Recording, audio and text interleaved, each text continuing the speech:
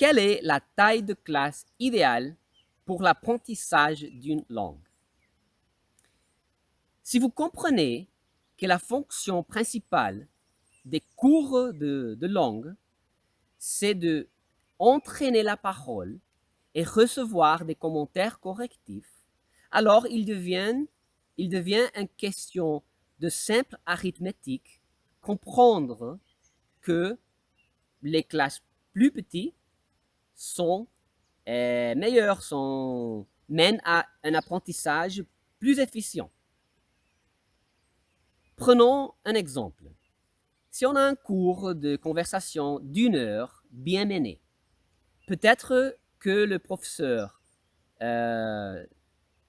consacre quelques minutes pour faire des commentaires introductoires et puis de conclusion pour motiver et guider les élèves. 10 minutes, disons. Puis, donc, nous avons encore 50 minutes pour que les élèves entraînent leurs paroles et reçoivent de commentaires correctifs. S'il y a 2 élèves dans le cours, chacun aura en moyenne 25 minutes pour parler et recevoir des corrections et des autres commentaires utiles. Si, par contre, il y a 5 étudiants dans le cours, alors chacun aura 10 minutes en moyenne pour parler et recevoir des corrections. 60% moins que dans le premier exemple, mais toujours c'est une quantité raisonnable. Par contre, s'il y a 15 élèves dans le cours, alors chacun n'aura que un peu plus que 3 minutes pour la pratique intensive de la langue, qui est tellement importante. Et c'est bien aussi de considérer que s'il n'y a qu'un élève dans le cours, cet élève aura les 50 minutes entières pour la pratique intensive. C'est aussi simple que cela. Les autres arguments sont basés sur des prémices faux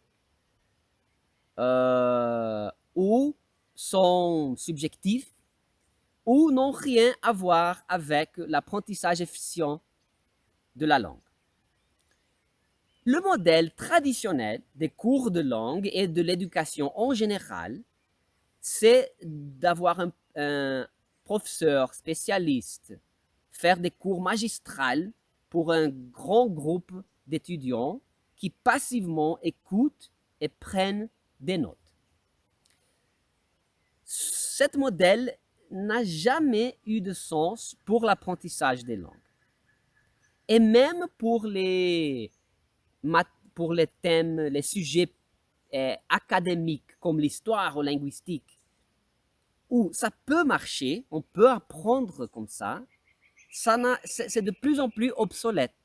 Parce qu'aujourd'hui, nous avons YouTube et des autres canaux de communication en masse où on peut écouter à n'importe quel moment, gratuitement, chez nous, les meilleurs cours magistrales, les TED Talks et tout ça, par les meilleurs professeurs. Alors, pourquoi aller jusqu'à une université et pour rester quelques heures en écoutant les professeurs parler et parler beaucoup?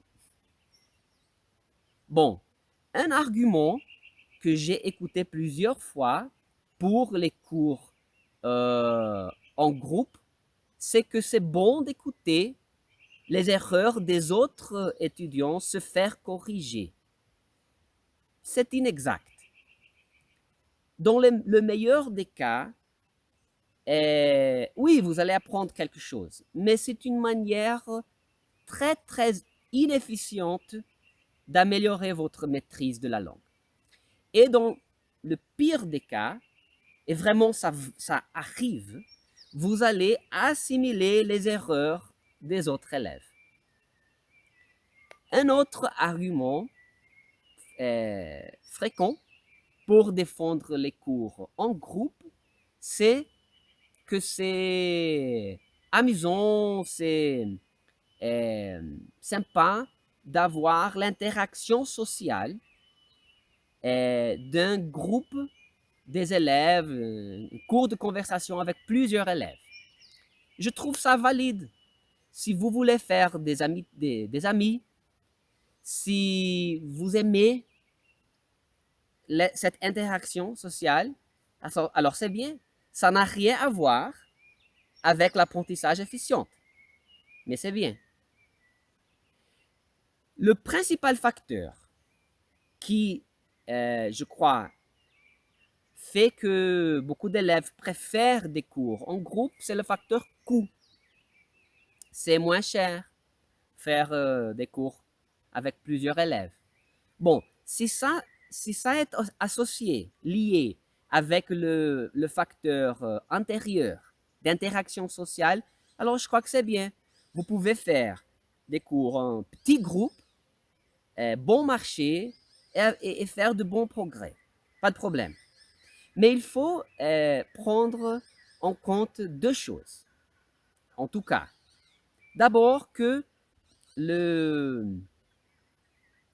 cette question de coût est bien relative parce que vous aurez besoin de faire beaucoup plus proportionnellement plus de cours en groupe pour avoir le même progrès que vous aurez dans un cours individuel.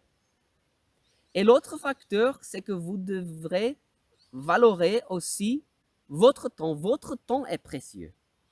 Alors moi, par exemple, oui, dans certains cas, je ferai un cours, un petit groupe, pas de problème.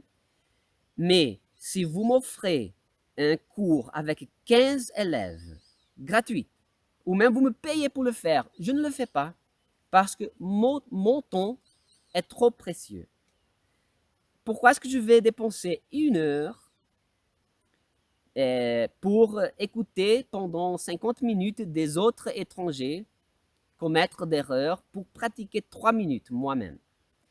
Et ça vaut mieux pour moi de consacrer cette heure à voir une série en Netflix dans ma langue cible, en français par exemple. Alors, quelle est la taille de cours idéale pour l'apprentissage de langue? Si vous voulez maximiser votre temps, alors c'est un élève, vous et l'enseignant, cours individuel. Mais si vous aimez la dynamique de groupe, si vous voulez faire des amis et jouir d'une conversation très divertissante, alors entre 2 et 6 élèves, je dirais c'est une bonne taille de groupe pour vous. C'est ça, merci beaucoup et à la prochaine.